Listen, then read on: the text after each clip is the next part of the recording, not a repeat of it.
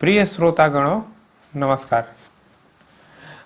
सबसे पहले तो इस पवित्र राम कथा को सुनने सुनाने की प्रेरणा देने के लिए मैं आदिदेव महादेव और प्रभु श्री रामचंद्र जी को नमस्कार करता हूं और फिर हम लोग इस कथा में प्रवेश करते हैं। वैसे तो आप लोगों ने अन्य वीडियोज में मेरे द्वारा अन्य कई कथाओं को सुना होगा, लेकिन राम कथा को सुने सुनाए काफ़ी समय हो गया। आप लोगों में से जिन लोगों ने भी मेरे द्वारा राम कथा पहले सुनी होगी, उसकी शायद धुंधली सी स्मृति ही बची होगी। तो आइए आज फिर से उस परंपरा को प्रस्फुटित करवाने की कोशिश करते हैं, और ये प्रभु की प्रेरणा से ही संभव है। उनकी प्रेरणा से उन्हीं की कथा को उन्हीं के चरणों में अर्पित करते हैं। आप भी आनंद लीजिए।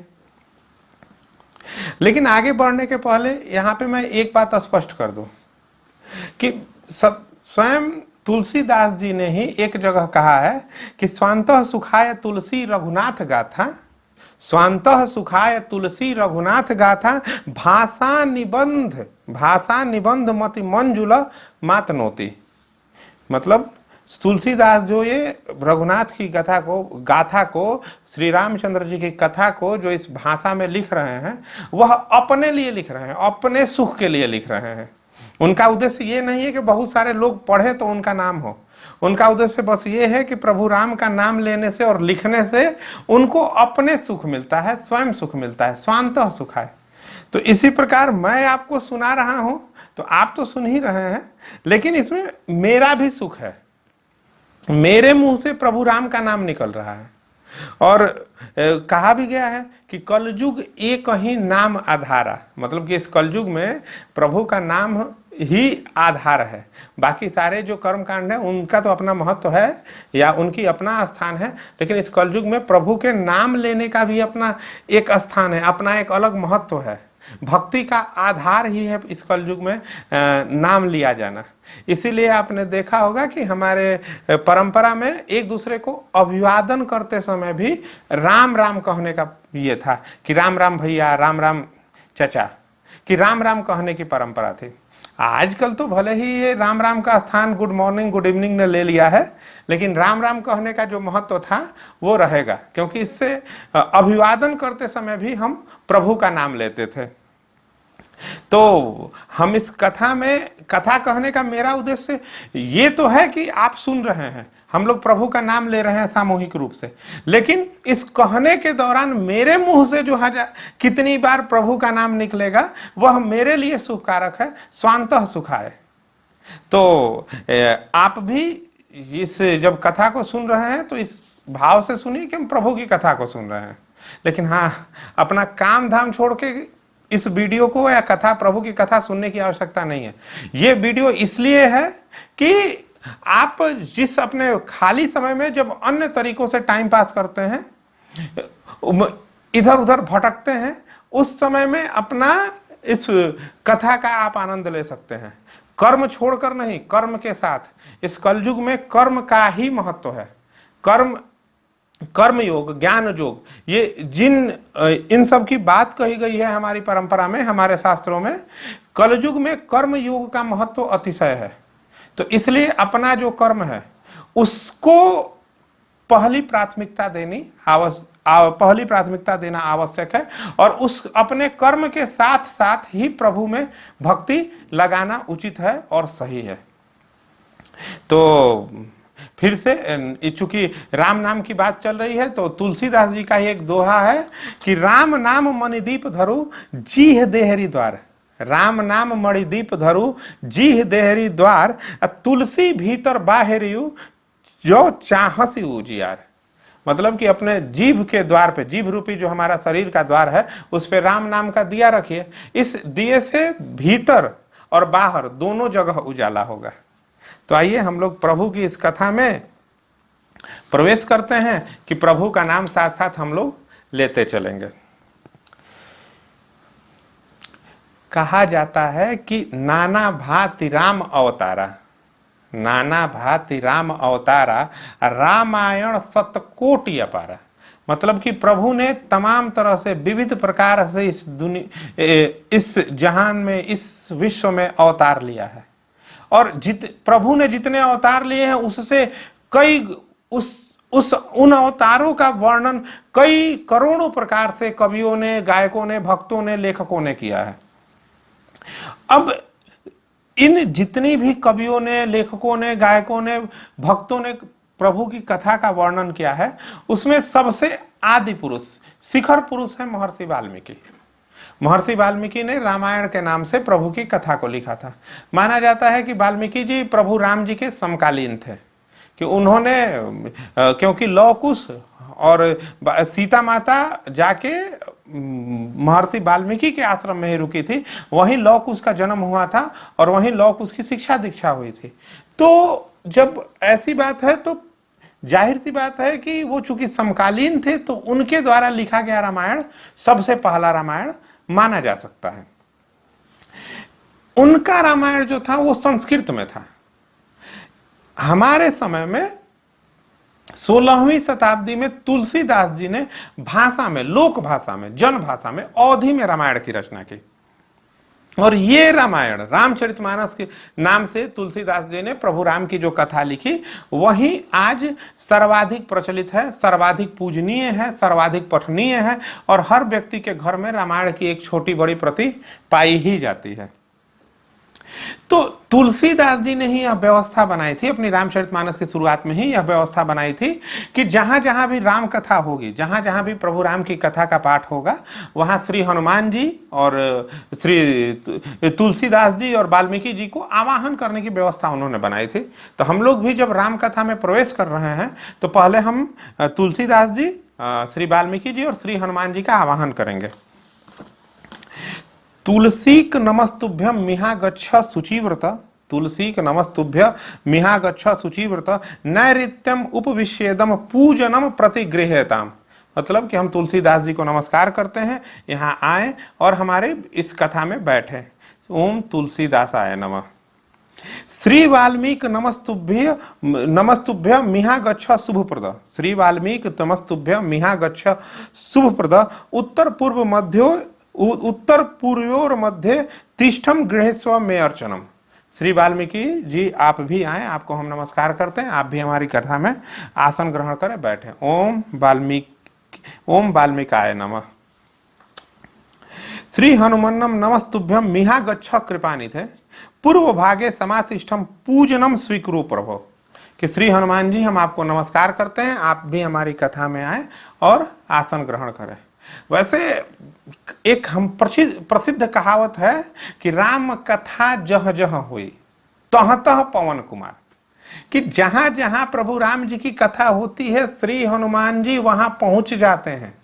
तो उनको बुलाने की आवश्यकता तो शायद तुलसीदास जी को बनानी ही नहीं चाहिए, वो व्यवस्था तो बनानी ही नहीं चाहिए थी, क्योंकि श्री हनुमान जी तो ऐसे ही आते हैं। लेकिन श्री हनुमान जी चूंकि राम भक्तों में सर्वाधिक पूजनीय है, इसलिए तुलसीदास जी ने जैसी व्यवस्था बनाई है उस हिसाब से हमने उनका भी आवाहन किया और अपनी कथा में हमारे साथ साथ चलने का अनुरोध किया।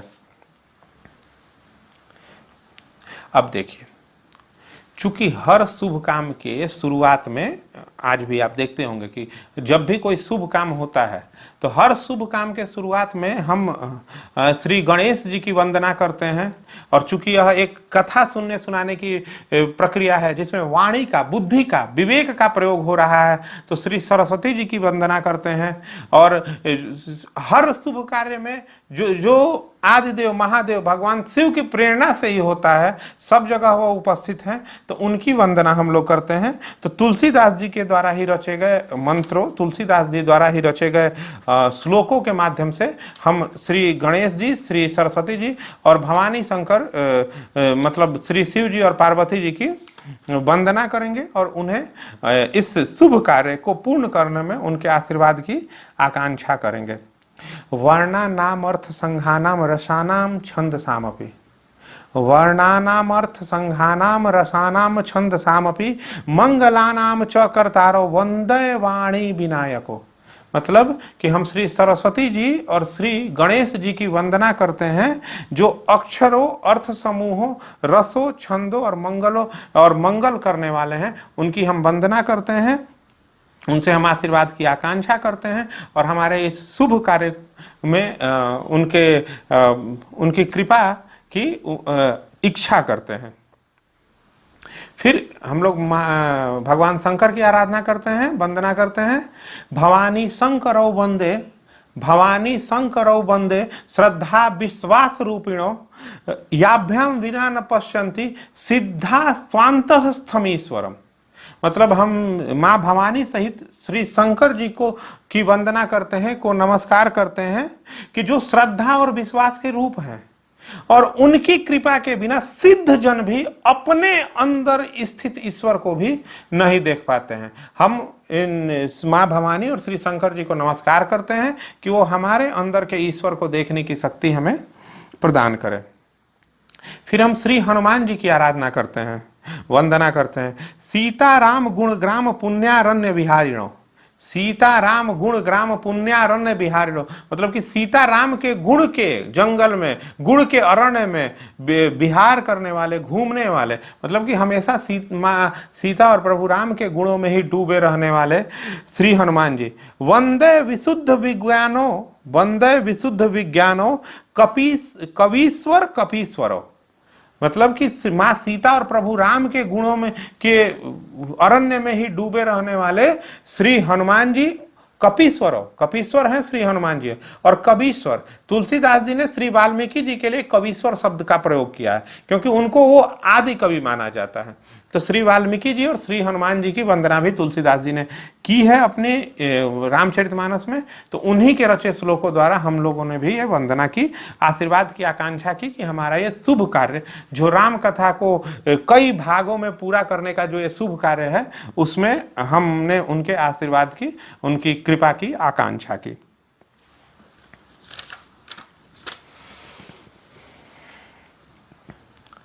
अब देखिए, कविवर वाल्मीकि ने और तुलसीदास जी ने भी इस पूरी की पूरी राम कथा की जो रचना की है वो 7 कांडों में की। बाल कांड से शुरू किया, उत्तर कांड में ले जाके खत्म किया। बाल कांड, अयोध्या कांड, अरण्य कांड, किष्किंधा कांड, सुंदर कांड, लंका कांड, उत्तर कांड। नाम से ही किस किस कांड में क्या क्या हुआ होगा वो नाम से ही स्पष्ट है।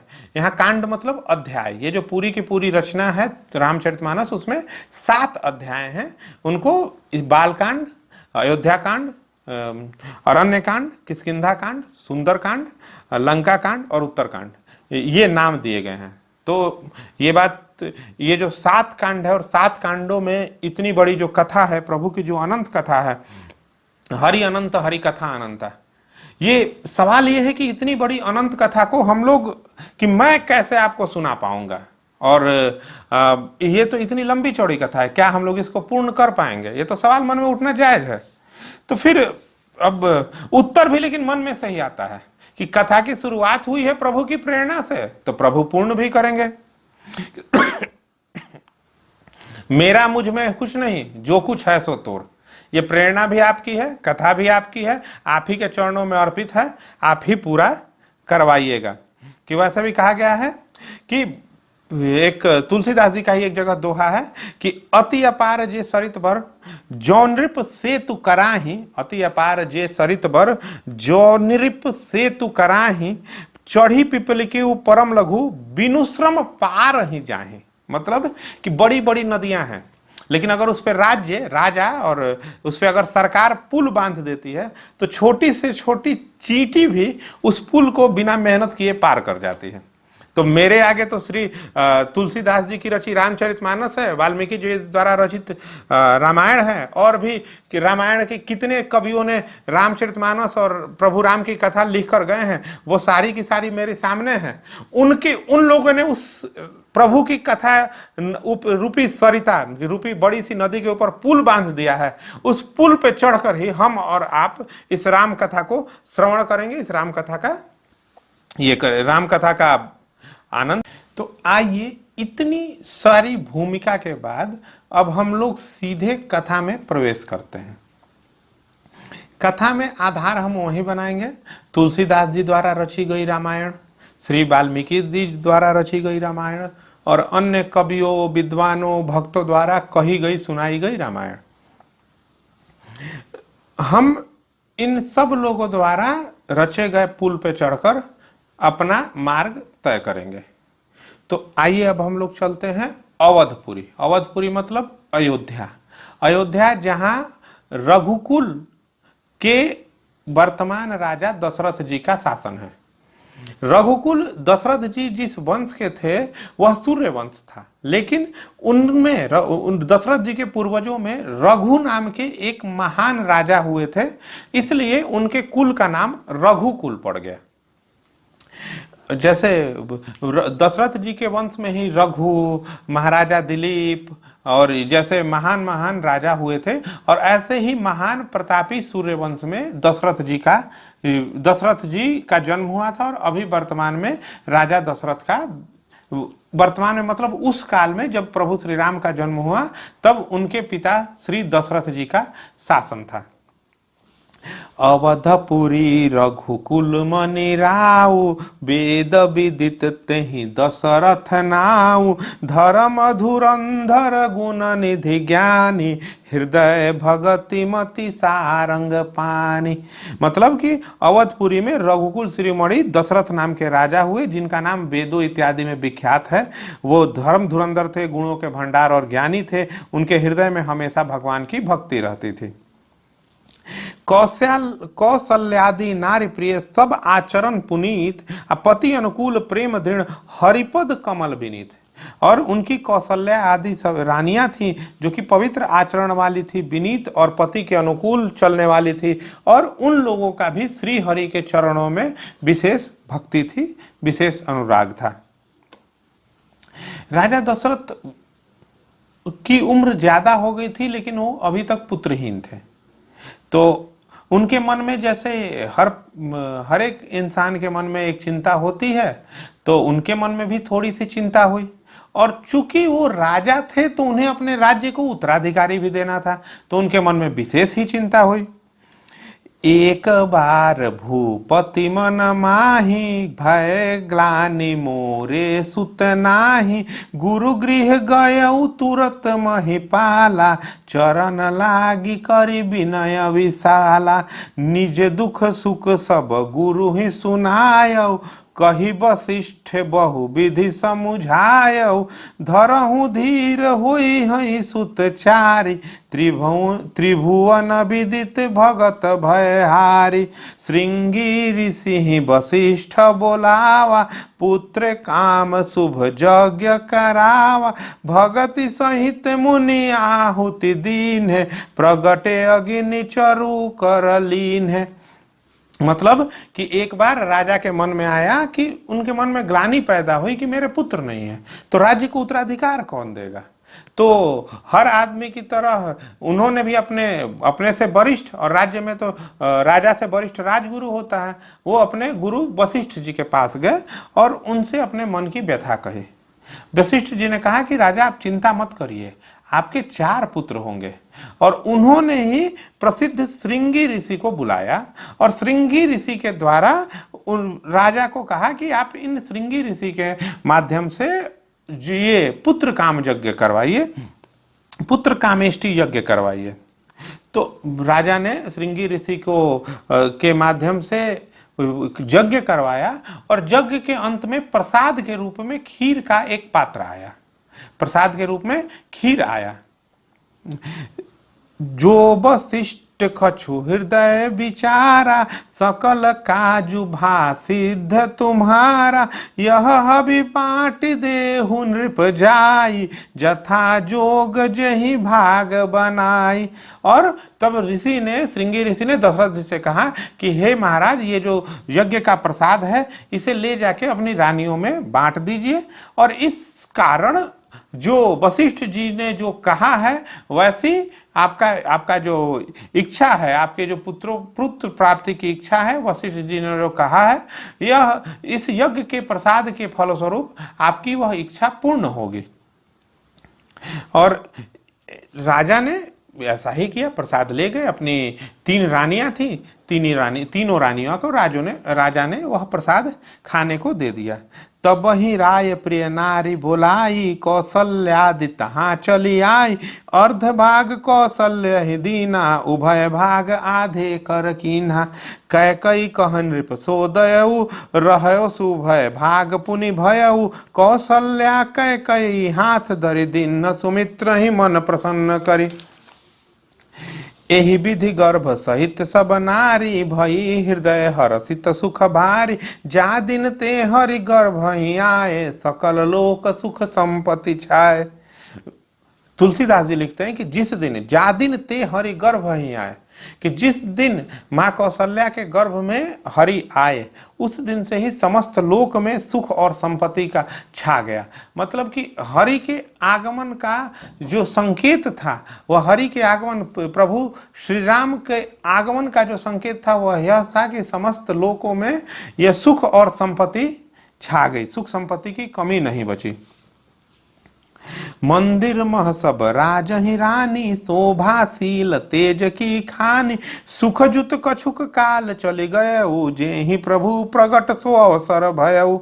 और फिर वह अवसर आ गया कि जब प्रभु को प्रकट होना था। वह अवसर कैसा था, इस अवसर की व्याख्या सुनिए। जोग लगन ग्रहबार तिथि, सकल भय अनुकूल। चर और वचर हर्ष जुत, राम जन्म सुख मूल। तुलसीदास जी लिखते हैं कि राम जन्म सुख मूल, कि जोग लग्न ग्रह वार और तिथि सभी अनुकूल हो गए। जड़ और चेतन सभी हर्ष से भर गए, क्योंकि प्रभु श्री राम का जन्म ही सुख का मूल है। जिस धरा पे प्रभु श्री राम जी का जन्म होने वाला है, वह धरा तो सुखमय होगी ही होगी। तुलसीदास जी ऐसा लिखते हैं कि राम जन्म सुख मूल। नवमी तिथि मधुमास पुनीता, शुक्ल पक्ष अभिजित हरिप्रीता। मध्य दिवस अति शीत न घामा, पावन काल लोक विश्रामा। शीतल मंद सुरभि बहु बाऊ, हर्षित सुर संतन मन चाऊ। वन कुसुमित गिरि गण मनियारा, अस्त्र वही सकल सरितामृत धारा। सो अवसर बिरंची जब जाना, चलय सकल सुर साजी विमाना। गगन विमल संकुल सुरजू था, गावहि गुण गणधर्व बरो था। बरसहि सुमन सुअंजुल साजी, गह गहि गगन दुदुम्भी बाजी। स्तुति करहि नाग मुनि देवा, बहुविधि लावहि निज निज सेवा। मतलब कि समस्त योग नौमी तिथि, पवित्र चैत्र के महीने में नौमी तिथि को प्रभु का जन्म हुआ था। और जब प्रभु का जन्म हुआ था उस समय समस्त योग लग्न ग्रहवार तिथि सभी अनुकूल थे, क्योंकि जब जिस ज्योतिष की जिस दशा में, ग्रहों और नक्षत्रों की जिस दशा में स्वयं प्रभु का जन्म हो रहा है, वो ग्रह दशा अनुकूल कैसे नहीं होगी। ऐसे समय में प्रभु का जन्म हुआ और इस अवसर पे सभी देवताओं ने, देवता गंधर्व सब लोग, नाग मुनि देवता मनुष्य जितने लोग थे, सबने खुशियां मनाई और पुष्प बरसाए। सुर समूह विनती करी, पहुंचे निज निज धाम। जग निवास प्रभु प्रगटे, अखिल लोक विश्राम। मतलब कि देवताओं के समूह विनती कर करके अपने अपने लोक में चले गए और समस्त लोकों को शांति देने वाले जगदाधार प्रभु उस समय धरती पर प्रकट हुए। अब देखिए, जब प्रभु प्रकट हुए तो प्रभु ने, सवाल यह है कि राजा दशरथ और मां कौशल्या की गोद में ही प्रभु क्यों प्रकट हुए। इस प्रश्न का उत्तर भी अन्य कथाओं में आता है। रामचरितमानस और रामायण की कथाओं में ही आता है। रामचरितमानस में तुलसीदास ने इस बात को लिखा है कि प्रभु पूर्व जन्म में राजा दशरथ और कौशल्या, ये कथा आती है कि राजा दशरथ और मां कौशल्या अपने पूर्व जन्म में प्रभु की तपस्या की थी और उनको प्रभु ने वरदान दिया था कि हम आपकी गोद में शिशु के रूप में आएंगे, तो इसलिए प्रभु को आना पड़ा। शायद अगले किसी एपिसोड में हम उस कथा को सुनाएंगे।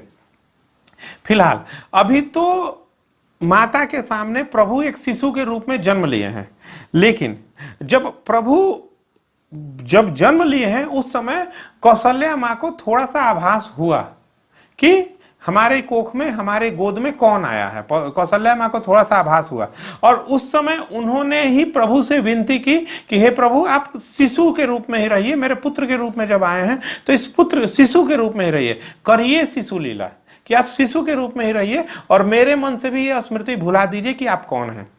तुलसीदास जी ने इसी स्थिति का वर्णन करते हुए एक सुंदर से छंद रचे हैं। उन छंदों को हम आपको सुनाते हैं, जहां जहां ऐसा हम उसकी अर्थ सहित व्याख्या भी करते चलेंगे, आप आनंद लीजिए। भय प्रगट कृपाला दीन दयाला कौशल्या हितकारी हरसित महतारी मुनि मनहारी अद्भुत रूप विचारी लोचन अभिरामा तनु घन श्यामा निज आयुध भुजचारी भूषण बनमाला नयन विशाला शोभा सिंधु खरारी।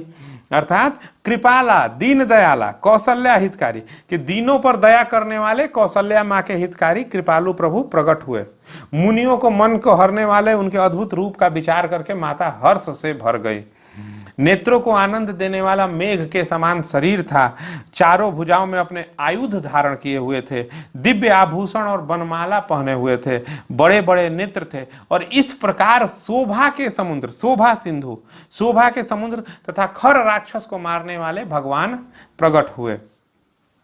माता जब देखिए, कौशल्या माँ को जब आभास हुआ और उन्होंने ऐसे देखा तो हाथ जोड़ के स्तुति करने लगे, विनती करने लगे। तुलसीदास जी इसी को लिखते हैं, कह दुई कर जोरी स्तुति तोरी केहि विधि करऊं अनंता माया गुण ज्ञानातीत अमाना वेद पुराण भनंता करुणा सुख सागर सब गुण आगर जेहि गावहि श्रुति संता सो मम हित लागी जन अनुरागी प्रगट भयो श्रीकंता। मतलब कि माता दोनों हाथ जोड़कर स्तुति करने लगी कि हे अनंत, मैं किस प्रकार आपकी स्तुति करूं। वेद और पुराण तुमको माया गुण और ज्ञान से परि और बिना किसी परिमाण से रहित बतलाते हैं। सब लोग श्रुतियां संत जन दया और सुख का समुद्र बताते हैं आपको, हम किस प्रकार से आपकी स्तुति करें। ब्रह्मांड निकाया निरमित माया रोम रोम प्रतिवेद कहे मम उरसो बासी यह उपहासी सुनत धीर मति थिर न रहे उपजा जब ज्ञाना प्रभु मुसुकाना चरित बहु विधि की न चहे कही कथा सुहाई मातु बुझाई जेहि प्रकार सुत प्रेम लहे माता पुनि बोली सोमति डोली तजहु तात यह रूपा। मतलब कि माता की अब बुद्धि बदल गई तो माता ने कहा कि हे तात, यह रूप, अब यह रूप छोड़िए कि अब आप शिशु रूप में आइए। माता क्या बोल रही है, माता पुनि बोली सोमति डोली तजहु तात यह रूपा की जय शिशु लीला अति प्रिय शीला यह सुख परम अनुपा सुनी बचन सुजाना रोदन ठाना होई बालक सुर भूपा यह चरित जे गावहि हरिपद पावहि तेन पर ही भवकूपा। प्रभु श्री रामचंद्र जी की जय। मतलब कि आज के इस एपिसोड में हम लोगों ने सुना कि किस प्रकार राम कथा की, हमने राम कथा में प्रवेश करने के पहले राम कथा की भूमिका को सुना और फिर इस बात का वर्णन हमने सुना कि प्रभु का जन्म किस प्रकार हुआ और जन्म के बाद कौशल्या माँ के मन में क्या भाव आए और माँ कौशल्या ने प्रभु से क्या अनुरोध किया, कैसी बातें की। अगले एपिसोड में हम इस राम कथा के अगले एपिसोड में अपनी कथा को आगे बढ़ाएंगे और हो सके तो शायद हम लोग राजा दशरथ और माँ कौशल्या के पीछे जो कथा है उस कथा को भी सुनने समझने का प्रयास करेंगे। तब तक के लिए हम आपसे विदा लेते हैं। अगले एपिसोड में फिर मुलाकात होगी इसी चैनल पर। आप उन एपिसोड को भी पूरी की पूरी राम कथा को देखना चाहते हैं तो इस चैनल को सब्सक्राइब कर सकते हैं। तब तक के लिए अगले एपिसोड में मिलने तक के समय के लिए हम आपसे विदा लेते हैं। नमस्कार। प्रभु श्री रामचंद्र की जय।